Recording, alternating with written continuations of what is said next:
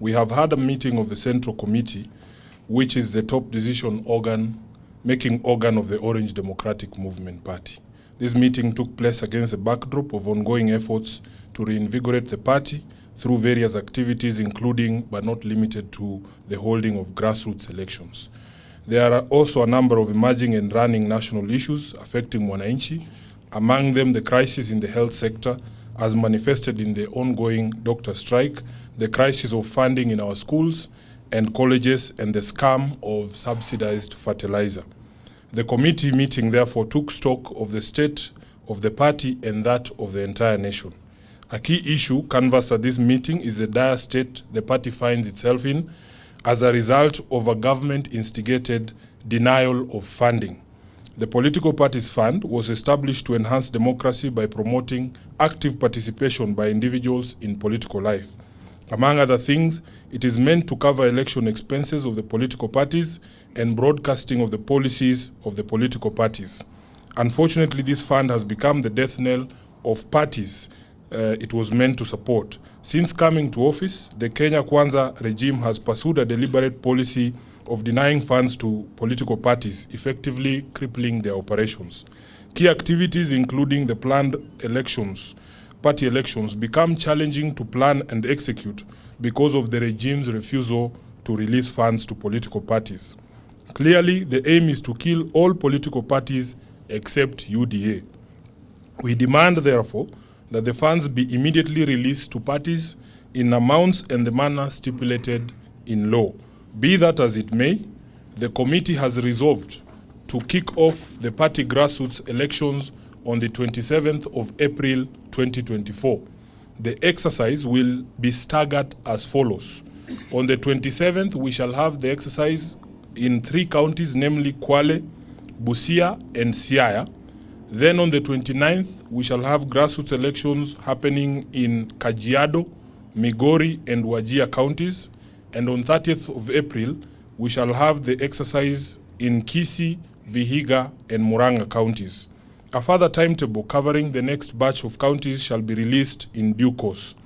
On rebuilding, rejuvenation, and reforms, the committee agreed on the need to continually grow ODM into a party that is strong both structurally as well as ideologically, with ability to provide effective leadership on local, national, and international affairs.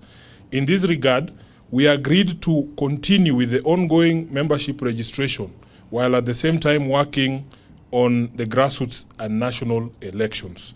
With pride and satisfaction, the committee took note of the ongoing preparations by various leaders and members to vie for various positions. We have noted immense interest in the party. We are particularly encouraged by the number of young men and women who have expressed a desire or an interest in vying for various leadership positions within ODM. It is the greatest assurance that the party has a future and is still seen as a viable tool for national leadership.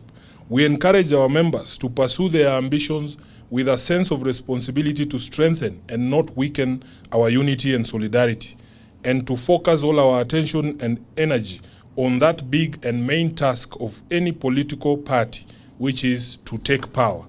We therefore agreed not to allow election activities to be the source of divisions or cause cracks in ODM. The elections must be seen as a friendly match and not a do-or-die affair. We deliberated on the developments in other political parties and their implications for the nation and for democracy. In particular, the committee expressed deep concerns over developments in the UDA party, where public officers paid by taxpayers from all political formations have been appointed as party officials to various organs. We are staring at the return of the party state system last seen in the 1980s, where party leaders and public servants were one and the same thing.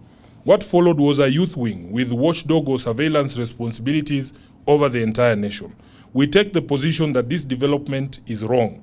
It is a recipe for chaos and dictatorship and partisanship in the management of public affairs. Consequently, we demand that all those people who have been named as UDA officials must immediately resign from public service.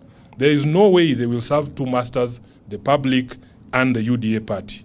The meeting further noted with concern what appears to be coordinated attempts to derail the implementation of the NADCO report. it is becoming apparent that some, if not all, of these court cases are state-sponsored. If indeed elements in the regime are having second thoughts regarding proposals they signed onto out of their own volition, they should come out clearly to say so instead of sponsoring these cases in court. On funding of education, we are of a view that the government is taking teachers, parents and learners for a ride. To date, the government has not submitted capitation for Form 1s, even as they move to the second term. That means schools have had to find alternative ways to provide tuition, accommodation and meals to thousands of Form 1s. Teachers and parents fear that the Term 1 money may never be submitted and could end up in some people's pockets. Teachers don't deserve this kind of strain.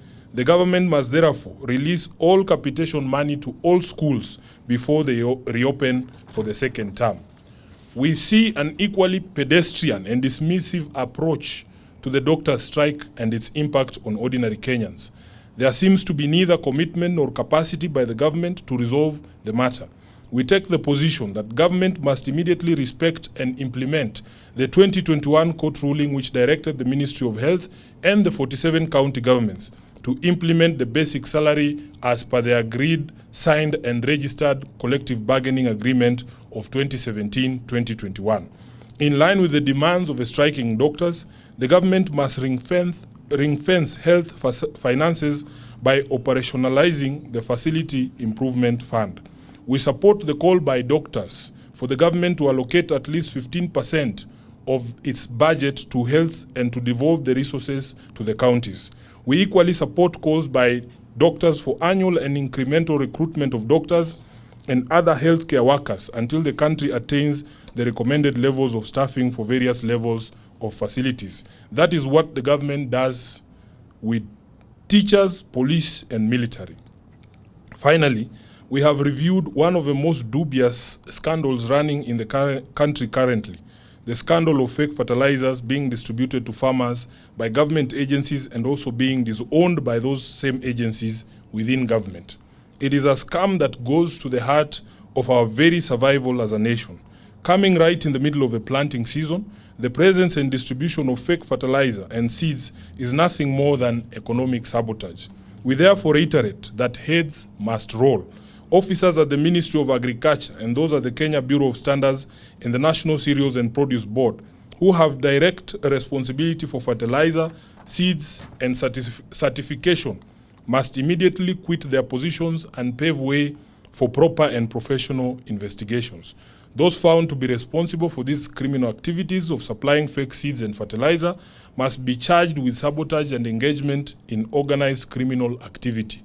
The government must immediately devise new ways to procure, secure, and distribute quality fertilizer and seeds to farmers who are running out of time. We reiterate that in view of the current delays and confusion over fertilizers, the prices of a product be subsidized further and reduced from the current 2,500 for a 50 kg bag to 1,500 as a show of remorse and apology and respect to our farmers. Now, ladies and gentlemen, this is the Central Committee meeting of ODM, which has met most of this morning. We have discussed several issues